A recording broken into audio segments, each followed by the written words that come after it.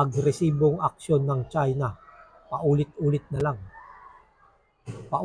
na lang ang ginagawang pambubuli ng China sa pamamagitan ng sadyang pagbangga ng mga ito sa barko ng Pilipinas. Maging ang mga ordinaryong Pinoy nagagalit na sa ganitong mga pag-aksyon ng Chinese Coast Guard sa West Philippine Sea. Ika nga, nagbabaga na ang puot ng mga Pinoy.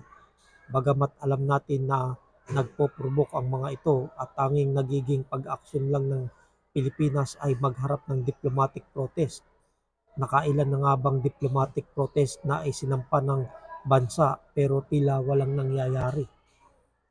Ayaw natin ng marahas na komprontasyon na baka pagsimulan ng digmaan. Pero dapat na marahil na makaisip pa ng ibang paraan para ito masolusyonan. Malalakas ang loob ng China na ibuli tayo lalo pangat nakikita nila ang kondisyon ng mga barko ng Pilipinas. Minamaliit, ika nga. Ayon nga sa isang senador, tila isang pagkakamali ang ginawang pagbili ng gobyerno ng mga missiles na nagkakahalaga ng nasa 18 bilyong piso sa halip na mga barko na magbabantay sa mga karagatan ng sakop ng bansa. Ayon yan kay Senate Minority Leader Aquilino Coco Pimentel, naniniwala siya na hindi dapat binuhusan ng pondo ang pagbili ng missiles na hindi naman basta-basta magagamit ng bansa. 10 missiles aniya ang binili ng gobyerno pero duda si Pimentel kung magagamit ang kahit isa rito.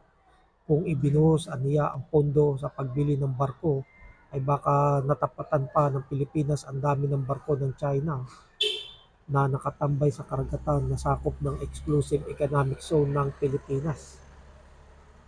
Ito pa nga't pinaplano pang pagbili ng submarine na tinutulan din ng senador dahil nga naman ang girian ng Pinas at China ay nasa ibabaw ng dagat. Bukod nga naman at magagamit ang mga barko sa disaster relief, dapat nang iyon pag-isipang mabuti para naman hindi masayang ang pondo kung maiimbak lang ito.